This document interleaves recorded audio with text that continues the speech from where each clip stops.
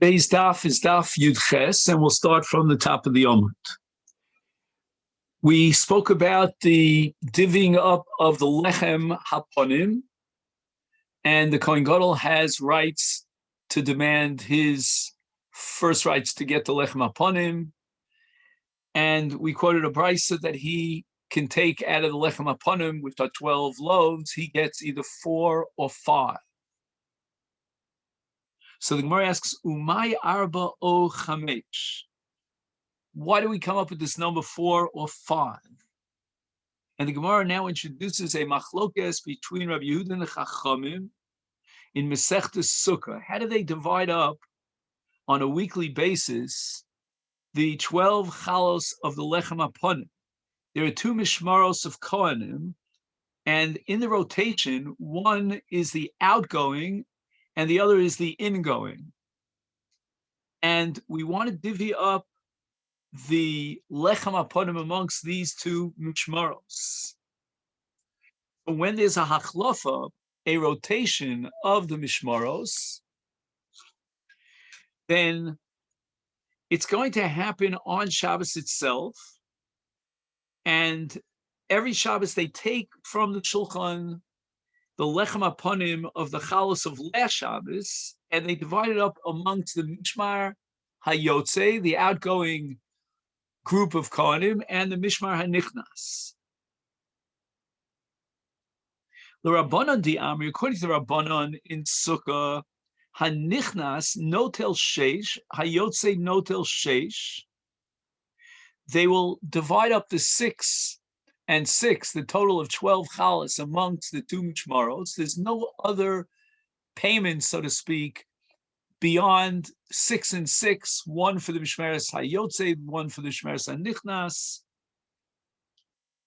Uschar hagofos dlosos lo.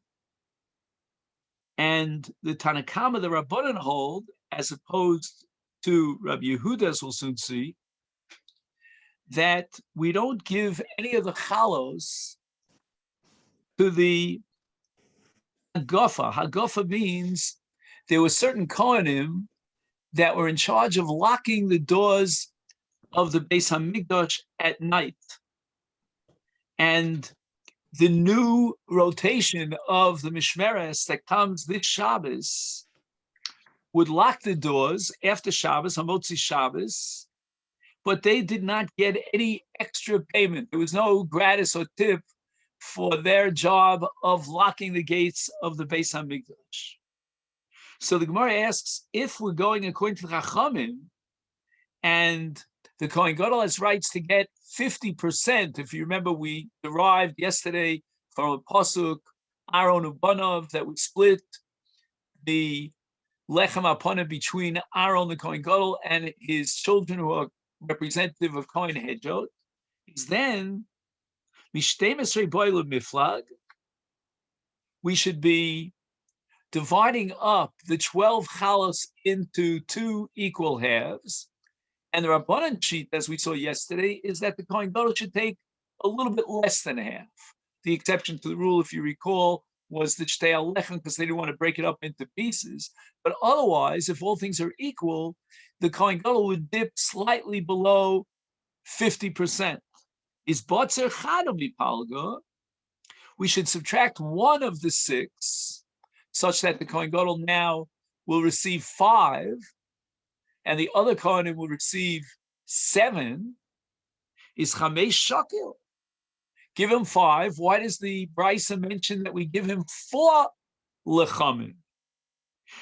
Therefore, by proselytization, perhaps our Brisa is reflective of Rabbi Yehuda, the Yoma Nichnas Notel Sheva. What we're going to do is that we're going to give 2 extra chalas to the new mishmeres, the incoming mishmeres. And why is that? Because Shtayim B'schar Hagofas Dlosos.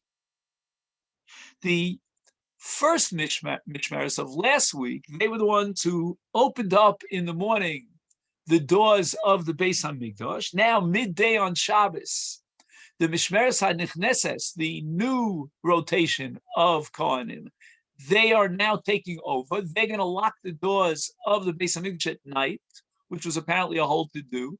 We want to give them recognition and pay them a little tip gratis. So we're going to give them 2 challahs.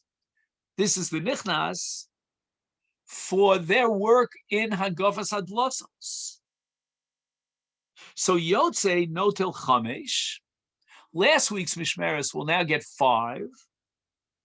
And the new Mishmeres will get 7.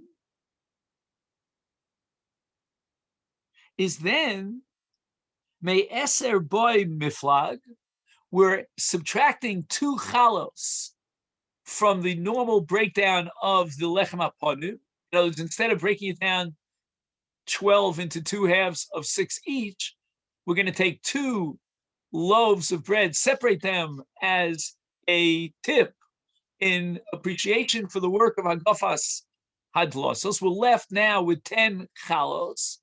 We're going to split them equally between the 2 mishmaros. The mishmar nichnas is going to get the extra 2 chalas for those kohanim who are in charge of Hagafas Hadlosos. And now botzir chadam mipalga v'shakil arba. Now what we have to do is we're left with 10 chalas to split. We can't split them 50-50 because the chachamim are of the opinion that we have to allow the Kohen Gadol is going to have to dip below 50. So now when you have 10 and you divide it up into 2 groups, it's going to be 6 and 4, meaning the Kohen Gadol is going to get only 4 chalas in order that he should get less than half, because if you give him 5 and 5, he gets 50%.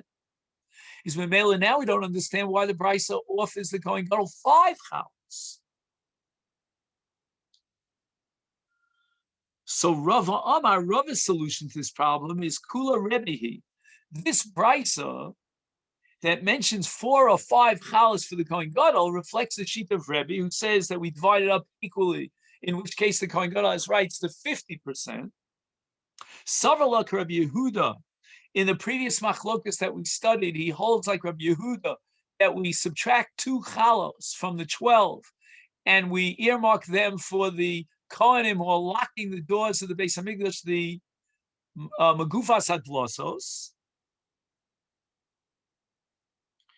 And now we understand that if we subtracted 2 loaves, we're left with 10. We're going to divide them equally. The Kohen Gadol is going to take 50%, which is 5 out of 10. Elamai Arba, but now you can ask me, so why does the Brisa mention that Kohen Gadol is only getting 4?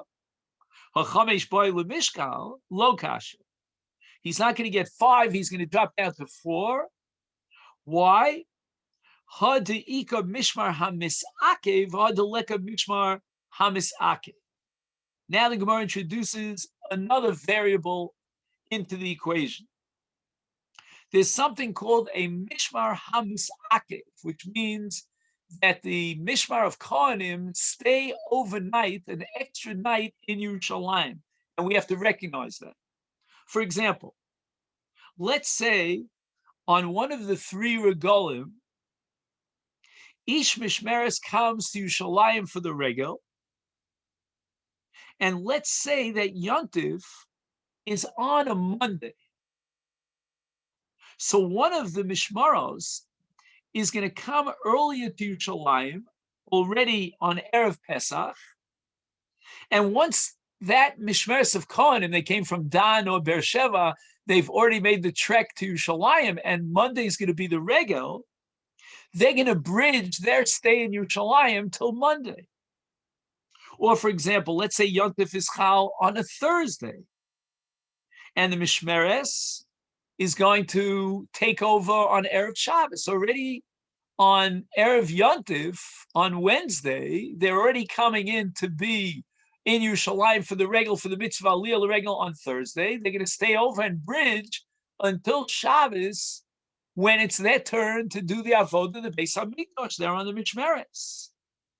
So in all these scenarios, that Mishmeres is called the Mishmeres HaMisakeves, and in appreciation for the fact that they stayed overnight, extra nights in Yerushalayim, we give them 2 chalas of the lechem aponim. So now we've subtracted 2 chalas for Rabbi Yehuda's shita of schar magufas hadlosos. Now we're adding it, and we're actually subtracting another 2 chalos for the mishmeres hamisakeves.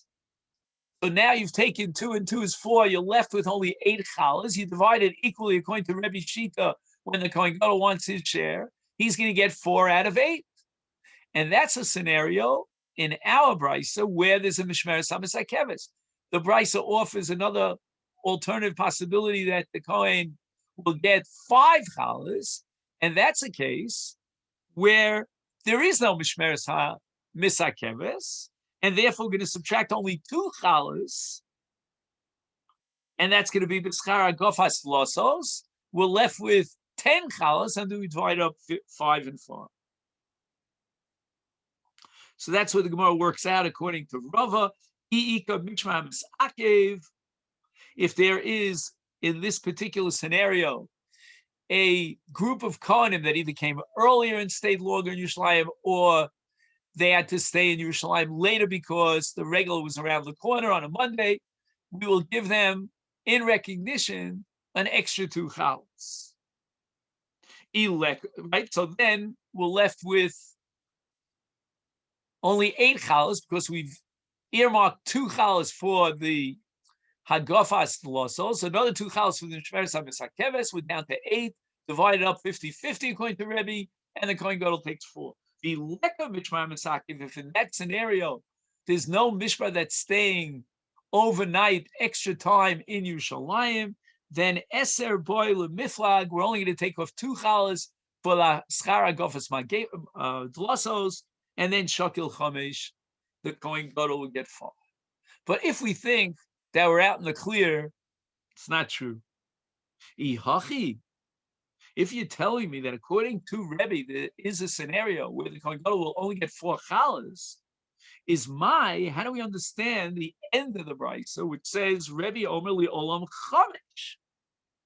Rebbe says that there's always a guaranteed minimum number of 5 chalas that's earmarked for the Kohen Gadol, meaning that in all scenarios, we're going to divide up 10 chalas, and there's no additional recognition of a mishmeres hamisakeves. And the Gemara says, "Catch." We don't have an answer to that question. And this leads us to the Mishnah here on Daf Yud Ches. Masrulos Kedim Izikne Bezdin. The 7 days of Prisha of the Kohen Gadol prior to Yom Kippur are days in which the Kohen Gadol has to be trained. He has to be really sharp on his and clear on his knowledge of the Avodas Yom Kippurim. So they attach to the Kohen Gadol Zkanim, elders from the Bezdin. And the Tiferes Yisrael adds a comment that it's got to be from the Sanhedrin, 2 members of the highest court of Israel. And what do they do during the course of their week as they accompany the Kohen Gadol? Korin Lefanov, they enter into his chamber and they read in front of him Beseder Hayom.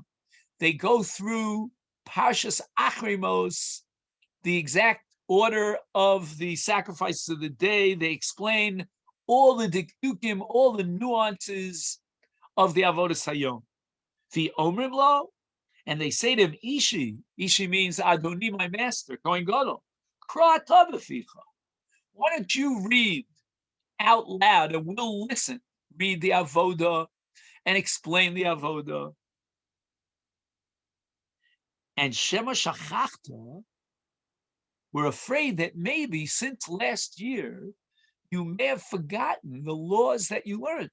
And Kolshkeit, if this is your first year serving as a Kohen Gadol, first time Kohen Gadol, you really have to learn the halachas, make sure they're absolutely fresh in your mind. Oh, Shema Lola Marita. Maybe you never learned Parshas Achrimos. Maybe you never studied the Avodas Yom Kippur. And the Gemara is going to be up in arms. Is it possible that a Kohen Gadol did not learn the halachas of Yom Kippurim? Is he such an ignoramus?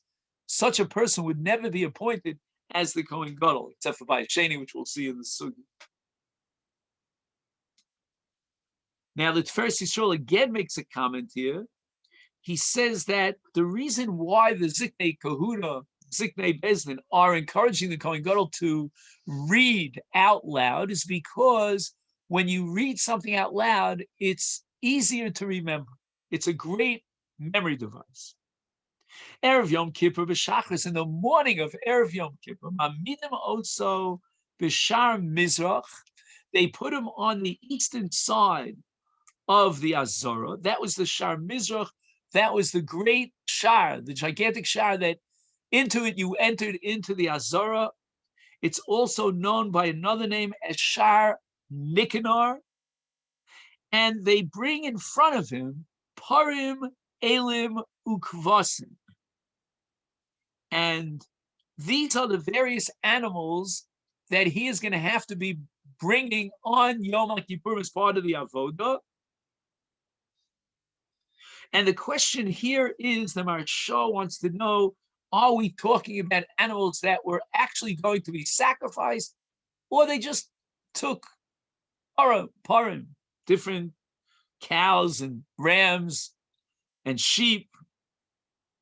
It wasn't the actual animal that he would be makir.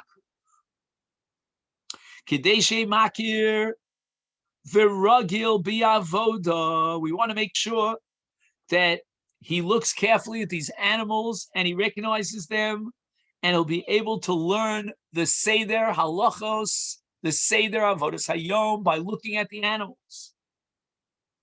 Which avoda is appropriate for which species of animals and when. But notice that on the list, the Sa'ir, which is almost the high point of Yom Kippurim, the higot, on which the Kohen Gadol would recite Vidui al Shem Kol Yisrael, is not mentioned. Kol Shivas Hayomim or Hayomonim Imenu Machal Umishtet. Until we got to Erev Yom Kippur, for the balance of the week, we would give him to eat as much as he pleased, as much as his heart desired. And the reason for that is, even if these foods are going to bring him to carry to a nocturnal emission, nevertheless, he'll be able to be matayr himself with Herev Shemesh as a Balkori would. But on Erev Yom Kippur, now it's going to be too late if he sees Keri. So therefore, Im Chashecha Lo Hayuminichmo Solechol Harbe. They made sure that already he was cutting down his diet, because when you fill up your belly, it's much more likely that you'll have an emission. And if he eats too much, he gets very tired and then he'll fall asleep. And the idea, as we saw, is that on Leil Yom Kippurim, the Kohen Gadol should not sleep, because during his sleep, he might become a Balkeri. The Gemara says, Bishlei Moshem Shachach. I can understand the Mishnah telling us that the Zkenim are talking to the Kohen Gadol and saying, maybe you forgot from last year. Lechaye, because it's clear that everybody needs to review what they learned. People forget their Talmud. Ela Shema lo lama, but the Mishnah says, quote, maybe he never studied the halachas of the avoda. Nimuk minan ki haygavno, can we appoint the Kohen Gadol that is a total ignoramus? He never learned Masechet Yoma. For Asadi, we learned in a Brisa, the Torah says, we'll read it this week, Hashem. What does it mean that the Kohen Gadol is Gadol Me'achav? He's greater. She'ehei Gadol Me'achav in 4 different ways. Number 1, Bekoach. Number 2, B'noi. Number 3, B'chachma. And number 4, Ba'osher. In 4 different categories or qualities, he is greater, superior to his brothers, the Kohen, the regular Kohen. He's got to be a leader. A leader has to have koach. So he can be matriach himself in organizing and in supervising. And also the avod itself is very taxing. Number two, benoi. People should admire him. He's got a good presence. Chachma. He can be manhig the people, and in this case, certainly the kohanim, with wisdom. Be osher. He should not be dependent upon anyone else's money, because they should be afraid of him, and he should not be afraid of them. And there's a long discussion here, not for us now, about the seder of these four qualities, the way that it's organized sequentially in this brisa. But be that as it may, Chachma is right there on the list. Acherim omrim, there's another way of learning the pasuk HaKohen HaGadol Me'echav Minayin Shem Ein Lo. Let's say he's not a wealthy guy.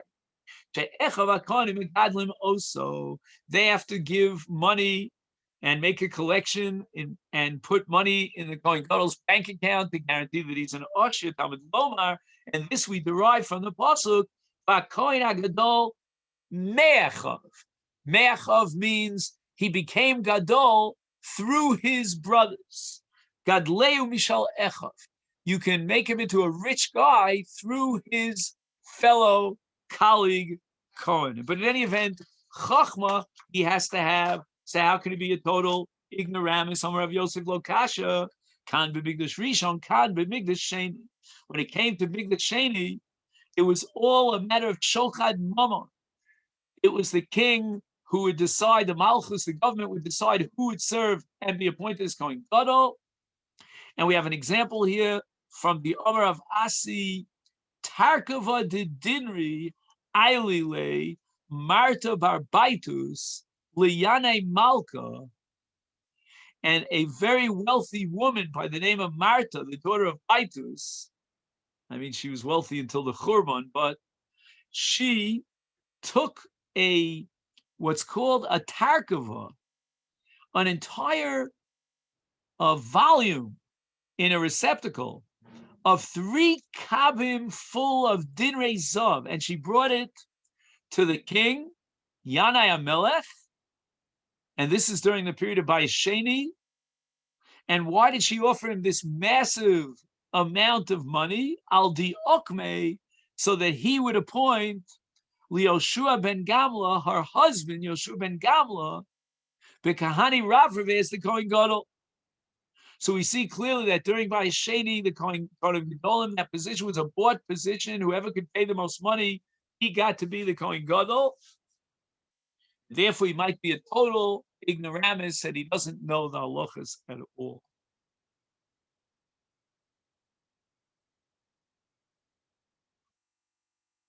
Now, there's a long discussion here about Yoshua ben Gamla. After all, Yoshua ben Gamla is an ignoramus.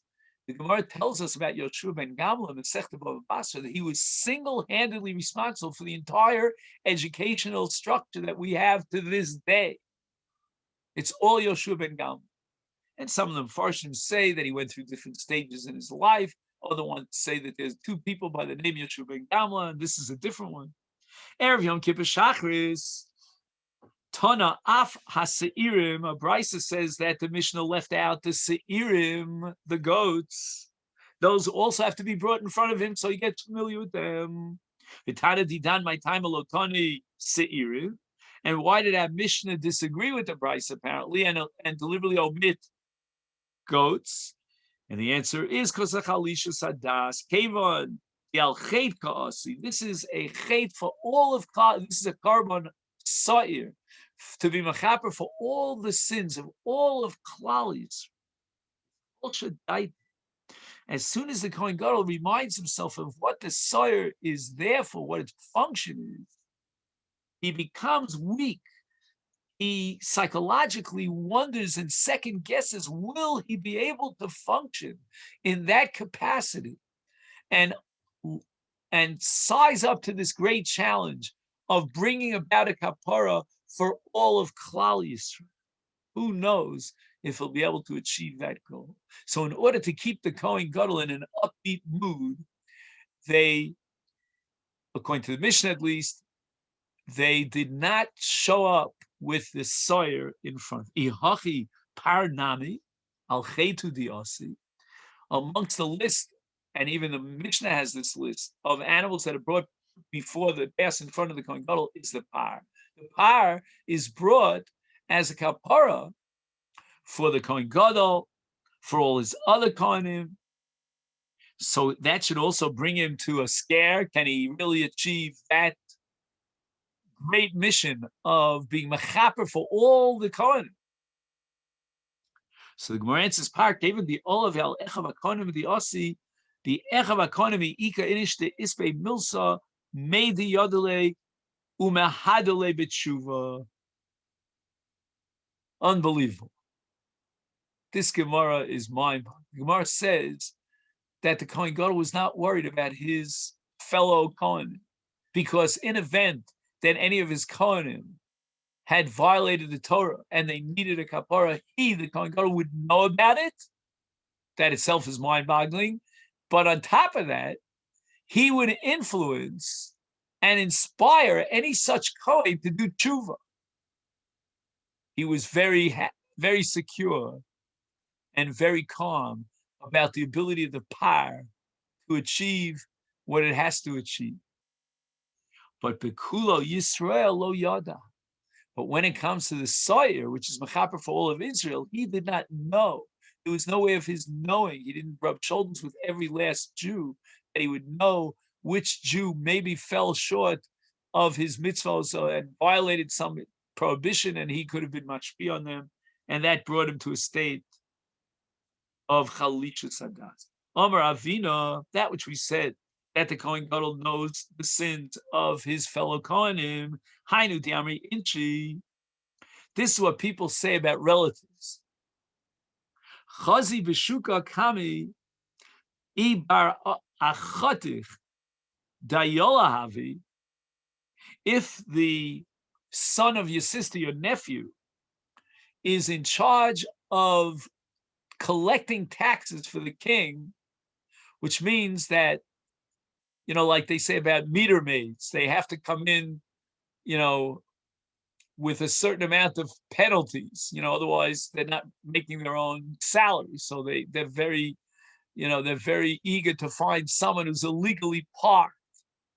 So too, every tax collector working for the king has to make sure that he's bringing in a maximum amount of taxes. Otherwise, he might get fired. But if he brings in a great deal of taxes, because he knows which of the Jews have money, then the king will give him a promotion. So therefore, if your own nephew, your sister's son, is working for the king as a tax collector, then Bishuka Kameh Lo Tachlif. Don't meet him in the marketplace. In other words, avoid him, because he'll surely know that you're wealthy, and he's going to force you to come up with taxes. And again, he'll excuse himself by saying, "Listen, uncle, I have to bring in," and this is the law, Dina Malchutz Dina, they always quote Dina Malchutz Dina. So the nimchal is that the Kohen Gadol knows what goes on with his fellow Kohen. They're relatives of his, and he knows what goes on with them, and he'll bring them to do truth. Kol Shivas Yom Lo Yumonim, he could eat as much as he wanted until Erev Yom Kippur, and then they wanted to make sure he didn't eat too much. They would diminish his diet so that he wouldn't sleep and become a Valkyrie. Tanya, the Gemara now quotes a machlokas about which foods they would feed the Kohen Gadol on Erev Yom Kippur. Rabbi Yehuda ben Nekosa Omer, Machilin also Slossos Ubeitzim.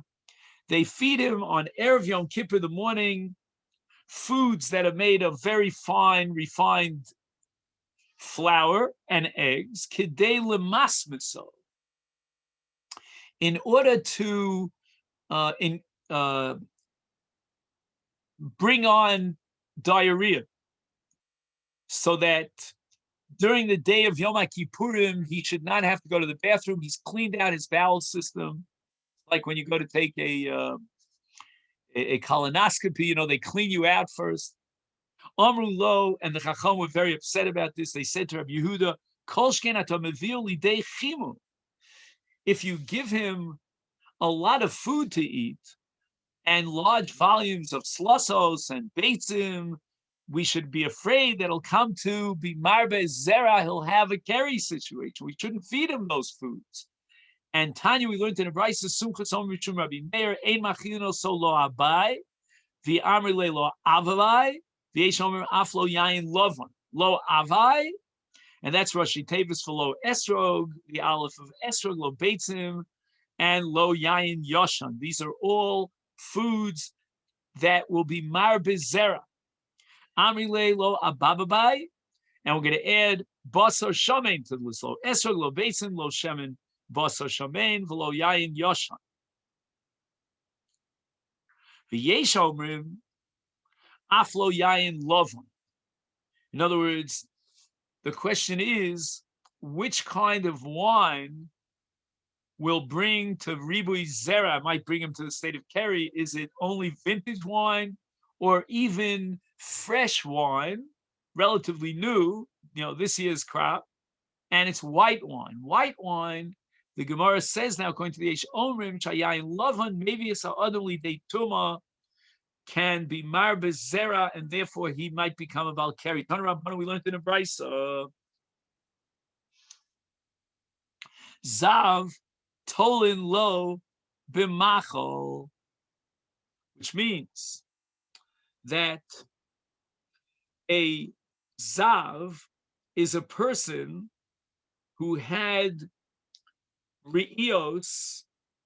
His first Re'iyah is Metamihim, even if it can happen ba'ones through extraneous circumstances.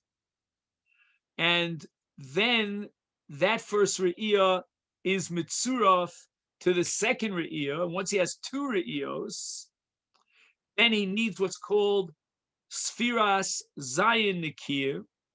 And then if that attaches itself to a third Re'iyah, then he's chayiv a carbon of a Zav.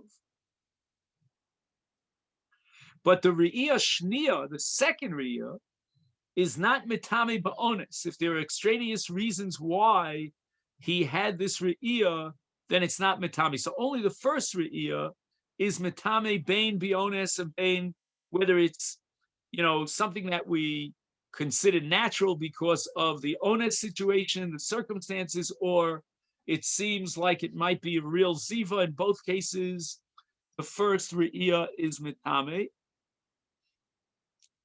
And what in the case of the second Re'iyah, what could qualify as onus that would explain why naturally he had this Re'iyah is Tolin Lo B'machol, if he ate large volumes of food, and Kol Mine Machol, if he overdoes it, overeats, that could bring a person to see this Re'iyah. And therefore, that's the gorem of his second Re'iyah, and therefore it's not mitzvah. Ein machilin, so that for a Zav, now this is the punchline. During the Zayin Yemei Nikiyim of a Zav, then we have to be very careful that he shouldn't have a Re'iyah even ba'onis, meaning even if he has a keri, which could be attributed to the fact that he ate too much, that's going to be what's called a Re'iyah Hasoseres, and it's going to undermine the 7 days of Nikiyim. He's going to have to go back and start counting again. And therefore, we should make sure that he doesn't overeat during the Zayin Yemei Nikiyim. And number two, we should not feed him lo chagvi v'lo gavam v'lo kol dvarim aviyim lidei tuma lo chagvi lo cholav lo gvina lo beitzav lo yayin lo gavam me grisim shel pul ubasar shomen umurias shel dogin. I'll just read to you quickly the English translation of this list, and that is, we do not feed him, okay, we said milk, cheese, egg, or wine, nor juice of pounded beans, nor fatty meat, nor fish fats, or anything that might bring him to have a keri, And what is this last phrase in the Brisa coming to include? Lasuye mai, lasuye hadaton rabbanon, chamisha dvar meviyim es ha'adon leituma. There are 5 categories of foodstuffs that could bring him to an mission. V'eluhem, number 1, hashum, which is garlic.